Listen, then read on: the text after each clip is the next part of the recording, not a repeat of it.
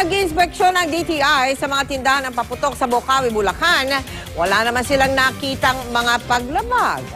Pero sa isang cellphone video, yung kuha po ng asset ng GMA News, may ilan pa ring sige sa paggawa ng mga iligal at ubod ng lakas na mga paputok.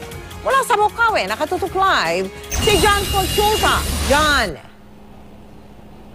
Mel, maya na nga ang dating ng ating mga kababayan na namimili ng paputok dito sa Bulacan.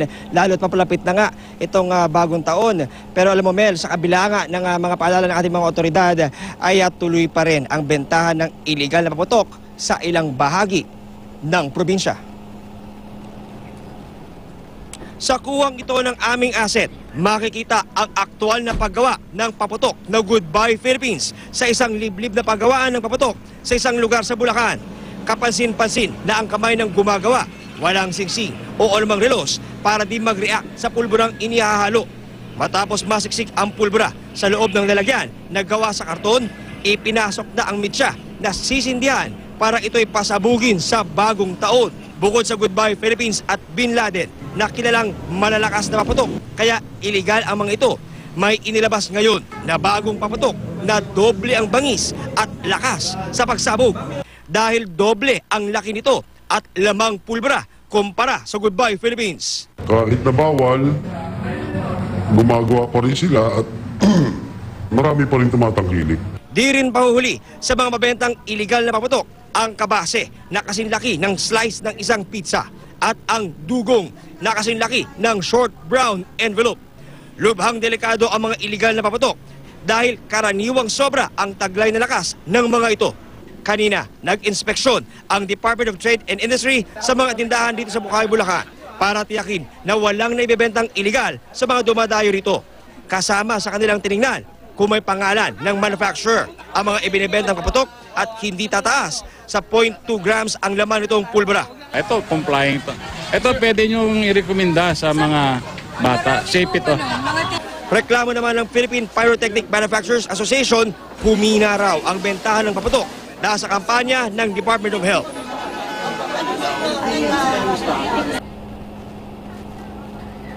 Kapansin-pansin ngayon na Mel, itong presensya ng ating mga otoridad, partikular itong mga tauhan ng Bureau of Fire Protection sa kalagitnaan nga ito ng tindahan ng mga paputok. Ito ay para masigurado daw ang kaligtasan ng ating mga mamimili at mabilis sila makakaresponde sakaling kailanganin ang kanilang serbisyo. Mel? Diyan, nagtatanungan kami dito kasi meron ka nabanggit, sabi mo, yung gumagawa ng paputok, no, hindi nakasuot ng relos at ng singsing, no? Sabi mo kasi makakaapekto dun sa, ano ba yun? Ano ba yun? Ano ba ibig sabihin nun dyan?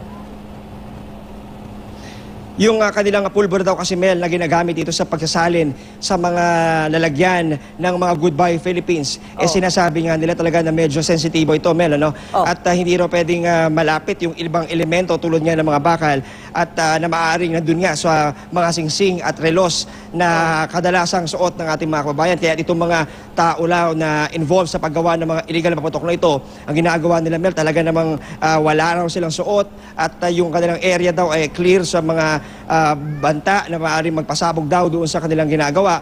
Pero aminado sila Mel, no? Talagang kinakailangan daw nila itong gawin para sila mismo ay malayo sa peligro dahil alam nila kung gaano kalaking peligro o banta yung kanilang kinakarap sakaling magkaroon ng aberya yung kanilang paggawa ng illegal na paputok na ito, Mel. So yung mga metal, ibig sabihin, maaaring makapagpaputok na doon sa makapag-mitsa ng paputok? Diyan, ganun ba? Talagang very sensitive daw Mel yung mga elemento, yung mga sangkap na kanilang ginagamit itong mga chemical na ito na mahalaga para mabuo nga itong mga Goodbye Philippines, Bin Laden at yung mga bagong malalakas na paputok Mel, no, na ngayon lang natin nakita.